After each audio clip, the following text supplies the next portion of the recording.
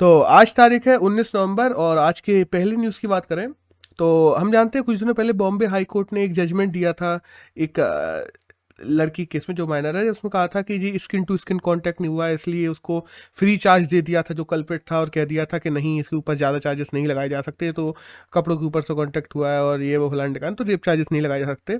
तो at the and supreme court ने कह दिया है कि नहीं कैसे भी हुए हो इंटेंशन तो उसका वही था और बॉम्बे हाई कोर्ट के पूरे फैसले को बदलते हुए सुप्रीम कोर्ट ने कह दिया है कि नहीं स्किन टू स्किन कॉन्टैक्ट हो या ना हो इंटेंशन ज़्यादा मैटर करता है और उसको फ्री चार्ज नहीं किया जा सकता उसके ऊपर रेप और मोलेस्टेशन के चार्जेस तो लगाए जाएंगे। एक नेक्स्ट न्यूज़ है वो आई है दिल्ली गवर्नमेंट को लेके कि दिल्ली गवर्नमेंट ने फैसला लिया है कि 2025 तक वो लोग यमुना को साफ करेंगे और कल एक 6 एक्शन प्लान बता दिया वहाँ के दिल्ली के जो सीएम है केजरीवाल उन्होंने बताया 6 एक्शन प्लान बताया है और कहा है कि सीवेज ट्रीटमेंट करेंगे हाउस होल्ड ट्रीटमेंट करेंगे और केजरीवाल ने तो कह दिया है कि अगले इलेक्शन से पहले हम यमुना जी में खुद जाके डुबकियां लगाएंगे जाके इतना साफ कर देंगे यमुना जी को। चलो ठीक है देखते हैं क्या होता है। अब जब हाउस होल्ड ट्रीटमेंट की बात आई गई है तो हम जान ले रहे हैं हाउस होल्ड ट्रीटमेंट होता कैसा है। बेसिकली हाउस से सबसे पहले तो पानी आता है प्राइमरी सीडिंग में, फिर वहाँ से जाता है एरिनेशन में, फिर फाइनल सेटिंग जो टैंक्स होते हैं उनमें जाता है, फिर वहाँ उनका क्लोरिनेशन होता है जो बेसिकली हम लोग देखते हैं क्लोराइजेशन स्विमिंग पूल्स वगैरह में भी होता है और फिर वहाँ से फिर ट्रीट होकर वाटर निकलता है तब वो पीने योग्य बनता है। तो दैट्स ऑल, थोड़ा बस यही सब जानने की जरूरत थी। एक नेक्स्ट न्यूज़ है वो आई है international film festival of India को लेके कि अभी हम जानते हैं जो मार्टिन स्कॉर्स हैं यूएस में एक डायरेक्टर हैं उनको और जो हेमा मालिनी है जो अभी बीजेपी के एमपी भी हैं और साथ साथ एक्ट्रेस भी रही हैं, इन दोनों को ही ऑनर किया जाएगा IFFI में जो इंटरनेशनल फिल्म फेस्टिवल इंडिया होने वाला है गोवा में अभी। और साथ ही साथ जो प्रसून जोशी हैं उनको Indian film personality of the year का अवार्ड भी मिलेगा और बाकी क्या क्या अवार्ड मिलेंगे वो हम लोग जब हो जाएगा तब डिस्कस करेंगे। एक नेक्स्ट न्यूज़ है जो आई है रशिया से कि रशिया ने हाल ही में जेरकॉन नामक अपनी जो हाइपर सोनिक क्रूज मिसाइल है उसको फिर से परीक्षण कर लिया है। पहले हम लोग देखते थे उन लोगों ने मरीन वगैरह से किया था, अभी लैंड से किया है और 2022 में कहा जा रहा है रशिया की जो नेवी है उसमें इसको डिप्लॉय कर दिया जाएगा जो हाइपरसोनिक क्रूज मिसाइल है। और बाद में रशिया की जेरकॉन जो हाइपरसोनिक क्रूज मिसाइल है इसको दुनिया की सबसे तेज क्रूज मिसाइल कहा जाता है। अभी तक केवल 3 देशों पे ही है, यूएस, रशिया और चाइना। तो यूएस की है वो रशिया से भी तेज कम है, मतलब रशिया की सबसे तेज है। और अगर भारत की बात कर लें तो भारत ने हाल ही में जो हम देखते हैं ना स्क्रिम जेट इंजन्स होते हैं उनको बनाना भी शुरू कर दिया है। देखो हम बताओ होता क्या था, पहले तो रेन जेट इंजन्स होते हैं जो सुपरसोनिक मिसाइल्स में लगते हैं जो उसको लेके जाते हैं और फिर स्क्रिम जेट इंजन्स होते हैं जो हाइपरसोनिक मिसाइल में लगते हैं। तो इंडिया अभी स्क्रिम जेट इंजन को डेवलप कर रहा है हाइपरसोनिक मिसाइल के लिए।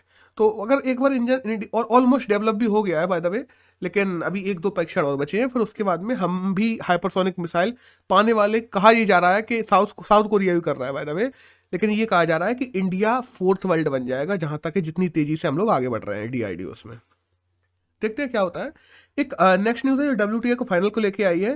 तो केवल एक छोटी सी न्यूज़ है कि मुगुरुजा जो है वो उन्होंने WTA का फाइनल जीत लिया है जो हाल ही में मैक्सिको में हुआ था। बस दैट्स ऑल। एक नेक्स्ट न्यूज़ है जो वुमेन एशियन आर्चरी चैंपियनशिप है अभी इस समय चल रही थी, तो इंडिया की पहली महिला जो इसको जीतने वाली बन गई है वो बन गई है ज्योति। तो बस इनका हमें नाम याद रखना है एग्जाम के लिए।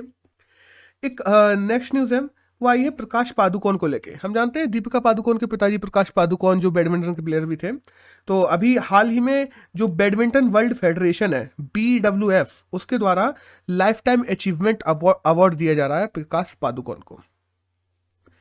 एक नेक्स्ट न्यूज़ हम लोग जानते हैं आज इंदिरा गांधी जी का बर्थडे भी है। इंदिरा गांधी जी हमारे देश की पहली महिला प्राइम मिनिस्टर भी रही थी। 1917 में इनका जन्म हुआ था, उसके बाद में 66 से 77 के बीच में भी प्राइम मिनिस्टर रही थी और 80 से 84 के बीच में भी रही थी। 84 में इनका असेसिनेशन हो गया था और फिर हम ये जानते हैं कि जो 42nd कॉन्स्टिट्यूशन अमेंडमेंट हम लोग बोलते हैं जिसको मिनी कॉन्स्टिट्यूशन भी बोलते हैं वो भी इन्हीं के समय लेके आया गया था। और इन्होंने फिरोज गांधी से विवाह किया था। बाय द वे वो एक फारसी थे जिन्होंने गांधी जी से इंस्पायर होकर बाद में अपने नाम में गांधी जोड़ लिया था, तो तभी से फिर ये इनका भी सरनाम गांधी पड़ गया था। बस दैट्स ऑल। एक नेक्स्ट न्यूज़ है जो आई है इंडियन पुलिस फेडरेशन को लेके। तो अभी एक नेशनल पुलिस सर्वे किया गया था इंडियन पुलिस फेडरेशन के द्वारा, जिसमें ये पाया गया है कि बेस्ट पुलिस सर्विसेज कहाँ कहाँ दी जा रही हैं। मतलब पुलिस सबसे ज़्यादा लोगों की मदद कहाँ कर रही है, सबसे ज़्यादा मतलब ऐसी पुलिस डिक्टेटरशिप जैसा काम ना कर रही है, बेसिकली अपनी मनमानी ना कर रही हो, लॉ ऑफ द लैंड को प्रतिभूतित करवा रही हो उस जगह पे। तो ऐसे 10 क्वेश्चन सामने लेके आए गए थे जो लोगों से पूछे गए, और उनके हिसाब से एवरेजली एक डाटा बनाया गया है नेशनल पुलिस सर्वे का। तो इस सर्वे में अगर बेस्ट पुलिस बोली जाए तो वो सदर्न स्टेट्स की है। सदर्न स्टेट्स में हम लोग देखते हैं तेलंगाना, तमिलनाडु, आंध्र प्रदेश और केरल, यहाँ की पुलिस को बेस्ट पुलिस के रूप में देखा गया है। और अगर लास्ट पायदानों पर कहा जाए जहाँ की पुलिस सबसे बुरा काम कर रही है, तो उसमें यूपी है और बिहार है।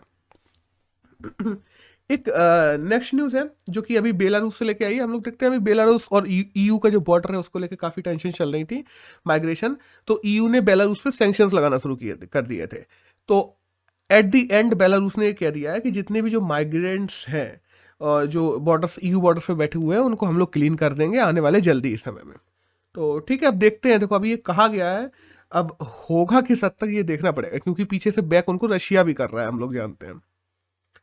एक नेक्स्ट न्यूज़ है जो पाकिस्तान पार्लियामेंट से आई है। तो जो केमिकल कॉन्स्ट्रेशन होता है, देखो कोई ऐसा आदमी है जिस पे मल्टीपल रेप चार्जेस हैं, तो उस आदमी का केमिकल कॉन्स्ट्रेशन करने को अप्रूव कर दिया है पाक पार्लियामेंट ने। तो पाकिस्तान में उसको सजा तो दी ही जाएगी, जेल में जाना है वो दिया ही जाएगा, साथ साथ में केमिकल कॉन्स्ट्रेशन भी कर दिया जाएगा। केमिकल कॉन्स्ट्रेशन बेसिकली वो किसी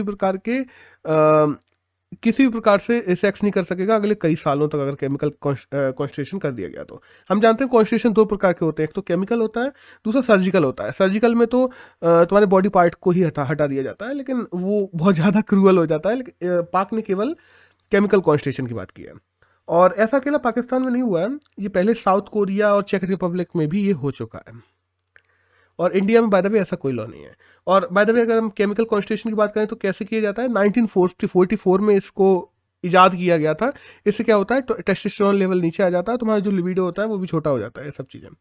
और हम बात करें CAP और MPA, बेसिकली जो साइप्रोटोमिनॉन एसिलिटेट है, और मीडाइट्रॉक्सी प्रोस्टेजेरियम एसिलिटेट, इन दोनों का यूज किया जाता है केमिकल कॉन्स्ट्रेशन करने के लिए। बस दैट्स ऑल। इनका नाम भी हमें याद रखना है क्योंकि ये डायरेक्ट पेपर हम पूछे जा सकते हैं। एक नेक्स्ट न्यूज़ है जो अभी रैंक रिमिटेंस कौन सा देश सबसे ज़्यादा प्राप्त करता है, प्रेषण। सीधी सी बात है, हमारे देश के लोग जो बाहर रह रहे हैं वो बाहर काम करते हैं, वहाँ से अपने देश में कितने ज़्यादा पैसे भेजते हैं उसको कहा जाता है प्रेषण। वहाँ से डॉलर वगैरह आ रहा है तो वो कितना ज़्यादा भेजा जा रहा है। तो वर्ल्ड बैंक की रिपोर्ट आई है जिसमें नंबर 1 रेमिटेंस पाने वाला देशों में इंडिया ही है, नंबर 1 पे। सेकंड नंबर पे चाइना है, और थर्ड नंबर पे मैक्सिको है। और इंडिया ने 2021 में तकरीबन $87 बिलियन का रेमिटेंस पाया है। और वहीं अगर हम लोग बात करें कि वर्ल्ड बैंक की, तो 1944 में इसकी स्थापना हुई थी। IDA और IBID 2 बैंकें हैं जो इसको मिलकर बनाती हैं। वैसे बाय द वे तो 5 हैं, लेकिन जो 2 मेन बैंकें हैं। और वॉशिंगटन DC में इसका हेडक्वार्टर है। डेविड मालपास इसकी हेड है, और अंशुला कांत इसकी हम जानते हैं इकोनॉमिक हेड है। That's all. एक नेक्स्ट न्यूज़ है जो आई है गूगल को लेके, कि अभी फ्रांस में एक कंपनी है जिसका नाम है AFP। होता क्या ना कि न्यूज़ पूरी AFP वगैरह जो न्यूज़ कंपनीज होती हैं वो पूरी न्यूज़ इकट्ठी करें, ग्राउंड पे काम करें, फिर वो अपनी चीज़ों को गूगल पे डाल देती हैं, और गूगल फ्री में उससे पैसे कमाता है, सीधी सी बात है। तो AFP ने हाल ही में एक डील की है गूगल के साथ में, जिसमें अपने न्यूज़ के बदले जो पैसा गूगल कमाएगा उसमें से कुछ परसेंट AFP जो कंपनी है, फ्रांस की न्यूज़ कंपनी है, उसको भी देगा। तो अब ये अगर एक बार एक जगह हो गई है ना, अब हर देश में न्यूज़ जो चैनल्स होंगे या जो न्यूज़ प्रिंटिंग मीडियास होंगे जो गूगल पर अपनी शेयर डालते हैं, वो लोग इसको गूगल के साथ करने का प्रयास करेंगे आने वाले समय में। एक नेक्स्ट न्यूज़ है जो आई है यूनेस्को से, कि यूनेस्को ने अभी हाल ही में इंडिया को दोबारा सिलेक्ट कर लिया है। जो कार्यकारी बोर्ड होता है, बेसिकली इंडिया उसमें था, अभी 4 साल के लिए री इलेक्ट हो गया इंडिया उसमें। और बेसिकली बस यही है कि हम लोगों को कहा जाए कितने वोट मिले हैं, तो तकरीबन 94 वोट मिले हैं। और यूनेस्को की बात करें तो 16 नवंबर 1945 में इसकी स्थापना हुई थी। पेरिस में यूनेस्को का हेडक्वार्टर है, और एंड्रे हैं जो उसके हेड हैं इस समय। एक नेक्स्ट न्यूज़ है जो आई है क्लीन ओशियन मैनिफेस्टो को लेकर, जो अभी हाल ही में UN में लॉन्च किया गया है।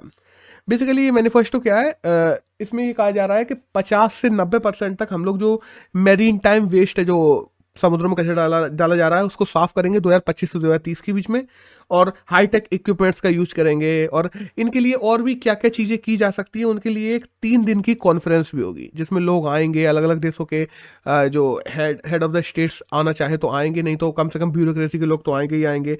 वहाँ बैठ के बात होगी कि हम लोग मेरीन टाइम जो कचरा है उसको कैसे साफ कर सकते हैं। तो यही सब चीज़ें हैं। तो हमें बस ये डाटा याद रखना है कि क्लीन ओशियन मैनिफेस्टो क्या है, किसके द्वारा लॉन्च किया गया है और इसका मेन टारगेट क्या है। तो टारगेट ये है कि 2030 तक तकरीबन 90% कचरा जो ओशियंस में डाला गया है उसको साफ करना। एक नेक्स्ट न्यूज़ है जो आई है ओरल डायबिटीज़ मेडिसिन को लेके, कि हम लोग देखते हैं कि जब डायबिटीज़ की प्रॉब्लम होती है, लोगों में इंसुलिन प्रॉब्लम आ जाती है, फिर इंसुलिन इंजेक्शन लगाए जाते हैं, तो उसके लिए एक ओरल मेडिसिन भी बना दी गई है जो इंजेक्शन नहीं लगाना पड़ेगा, लोग खा के भी इंसुलिन को कवर कर लेंगे। और ये मेडिसिन अभी येल यूनिवर्सिटी के एक साइंटिस्ट हैं टैरिक फहमी, उनके द्वारा ये डेवलप की गई है। अभी ये नॉर्मल यूज के लिए नहीं है, बेसिकली नैनो कैरियर मटेरियल से उनके द्वारा इसको बनाया गया है। अब देखते हैं, अभी तो इस पर और शोध चलेगा तब ये नॉर्मल यूज के लिए आ जाएगी। एक नेक्स्ट न्यूज़ है जो आई है नासा के जो मून मिशन अभी हाल ही में नासा भेज रहा था जिसका नाम है आर्टेमिस मिशन, उसको लेके कि अभी जाने वाला था 3 साल बाद, लेकिन अब उसको 1 साल और डिले कर दिया गया है, वो 2025 में जाएगा। अभी डिले किस लिए किया गया है, हुआ क्या, नासा ने टेंडर निकाले थे इस मिशन के लिए, तो स्पेस एक्स को वो टेंडर मिल गया था $2.9 बिलियन में। बाद में अमेजोन ने ये कहा, क्योंकि अमेजोन की भी एक ब्लू ऑरिजिन नाम की कंपनी है जो स्पेस के ही काम करती है, तो ब्लू ऑरिजिन ने ये कहा कि ये टेंडर पे सवाल उठाए कि ये टेंडर गलत तरीके से स्पेस एक्स को दिया गया है और ये टेंडर हमको मिलना चाहिए था। तो उसको लेके वो सुप्रीम कोर्ट चली गई वहां पे। तो अभी ये पूरा केस ही सुप्रीम कोर्ट में है, तो इसलिए नासा ने अपने जो मून मिशन है उसको डिले कर दिया है 2025 तक के लिए। और मून की हम लोग बात करें तो बेसिकली यूएस है, चाइना है, और रशिया है, इंडिया है, जापान है, ईयू है। ये 6 देश हैं जो अभी तक मून पे जा चुके हैं, मतलब मून पे सॉरी कोई ना कोई मिशन भेजे हैं इन्होंने। एक नेक्स्ट न्यूज़ है जो आई है WHO को लेकर कि WHO ने अभी 4th एडिशन ऑफ टबाकू यूज जारी किया है। बेसिकली इसमें ये बताया गया कि एवरेजली दुनिया में भी लोगों ने तंबाकू खाना कम किया है। और अगर पर्टिकुलरली भारत की बात करें तो 2020 में भारत में, अगर पिछले 20 साल की बात करें तो भारत में तकरीबन 25% टबैको जो लोग खाते थे वो कम हुए हैं। और अभी अगर बात की जाए कि दुनिया में सबसे ज़्यादा टबैको किस देशों में खाई जाती है, तो म्यांमार नंबर 1 पे है और सेकंड नंबर पे है इंडोनेशिया, फिर थर्ड पे चाइना है। एक नेक्स्ट न्यूज़ है जो आई गुरु नानक जयंती को लेकर। हम जानते हैं आज गुरु नानक जयंती है। गुरु नानक जी जो सिखिज्म के फाउंडर भी थे, 1469 में हम जानते हैं ननकाना में पैदा हुए थे, तलवंडी में जो पाकिस्तान में है आज। बस दैट्स ऑल। और यहाँ पे न्यूज़ खत्म होती है। एक एडिटोरियल है आज यूएस और चाइना की जो अभी वर्चुअल समिट हुई है उसको लेके। देखो हुआ क्या है, अपन पहले थोड़ा पीछे से देखते हैं कि अभी क्या हुआ ना, वर्चुअल समिट मीटिंग हुई है। इसमें शी जिनपिंग और जो बाइडन के बीच में बात हुई काफ़ी ज़्यादा, और लोगों ने सोचा था कि काफ़ी डिसएग्रीमेंट हट जाएंगे, जो कोल्ड वॉर चल रही है, इकोनॉमिक वॉर चल रही है, इन सब के पीछे कोई रास्ते निकलेंगे, लेकिन कोई रास्ते नहीं निकले। वो डिसएग्रीमेंट जैसे कि वैसे ही दिखाई दे रहे हैं इस मीटिंग के बाद भी। चाहे हम लोग ताइवान को लेकर ले लें, साउथ चाइना सी को लेकर देख लें, या और इकोनॉमिक सैंक्शंस को लेकर देख लें, कोई कॉमन ग्राउंड नज़र नहीं आ रहा है। अब अगर एक पब्लिक की हेल्दी ग्रोथ चाहिए या एक हेल्दी इकोनॉमिकल ग्रोथ चाहिए, वो भी यूएस और चाइना वर्ल्ड इकोनॉमी में टॉप 2 कंट्रीज में से आती हैं। तो अगर हमें वर्ल्ड इकोनॉमी में भी एक प्रॉस्पेरिटी चाहिए तो इन दोनों के बीच में एक कॉमन ग्राउंड्स होने चाहिए जिन पे ये बात करें। अब हम लोग बात करना कि एनकोरेज अलास्का में भी मीटिंग हुई थी पिछले साल, हम लोगों ने देखा था, जिसमें चाइना और यूएस के डिप्लोमेट्स वगैरह गए थे। वहाँ पे भी संप्रभुता और इन सब को लेकर क्वेश्चन उठ गए थे और कहा गया था कि लॉ एंड ऑर्डर अगर फॉलो नहीं किया जाएगा, जिसको चाइना वायलेट करता जा रहा है, तो जो वर्ल्ड पीस है वो बिगड़ती ही चली जाएगी और फॉल डाउन हो जाएगा बड़े बड़े देशों का अगर law of the land follow नहीं किया गया तो। और फिर लगातार उधर से चाइना भी दूसरी तरफ से यूएस को पोक करता रहता है। हम लोग देखते हैं कि चाइना ने अभी कहा था कि जो बाइडन आ गए हैं वो ताइवान को अलग से कोई देश नहीं मानते हैं। वो कहा जाता है ना वन चाइना पॉलिसी, तो ताइवान, हांगकांग और यहाँ हम तिब्बत की बात कर लें, ये सब वन चाइना पॉलिसी के अंतर्गत आते हैं। तो चाइना ने कहना था कि नहीं, जो बाइडन है वो नहीं मानते हैं ताइवान को अलग, तो ताइवान को हम जल्दी ही ताइवान को वन चाइना पॉलिसी के अंतर्गत कर लेंगे। फिर ट्रेड वॉर तो हम लोग जानते हैं, ट्रेड वॉर के अंतर्गत 2021 तक चाइना को ये 2009 में एग्रीमेंट हुआ था बाय द वे, जो फेज 1 एग्रीमेंट हुआ था ट्रेड वॉर में। तो उसमें ये तय किया गया था कि 2021 तक तकरीबन 380 बिलियन डॉलर का सामान चाइना खरीदेगा यूएसए से। तो हम लोग एक ट्रेड के नॉर्मल प्रॉस्पेरिटी पे आएंगे, फिर यूएसए भी शुरू करेगा चाइना से खरीदना। लेकिन फिर एट द एंड क्या हुआ, चाइना ने कह तो दिया था कि हाँ हम खरीदेंगे, फिर चाइना ने कह दिया हमारे यहाँ डिमांड ही नहीं है तुम्हारे सामान की, तो हम खरीदें क्यों, उसका करेंगे क्या, सी बात है। तो वही डिमांड का मुद्दा उठा दिया और कोई सामान नहीं खरीदा। यूएस ने बना भी लिया, यूएस का नुकसान हो गया उसमें। फिर हम देखते हैं उस टाइम पे ट्रम्प ने सैंक्शन लगा दिए थे, फिर इनने भी वापस सैंक्शन लगा दिए थे। तो ये सब बना ही चला आ रहा है। अब ये ट्रेड टैरिफ्स जैसे इन लोगों ने आपस में बना कर रखे हैं, ये इन दोनों के बीच में नहीं रहेगा, ये सबके लिए ही प्रॉब्लम हो गई है, हर दूसरे देश के लिए। और फिर हम जानते हैं कि चाहे चाइना के कहा जाता है कि प्लेइंग विथ फाइन, या यूएस की वन चाइना, यूएस ने वन चाइना पॉलिसी को नकार दिया, प्लेइंग विथ फाइन पॉलिसी जो यूएस की उसको चाइना ने नकार दिया, ये सारी चीज़ें चलती रहती हैं।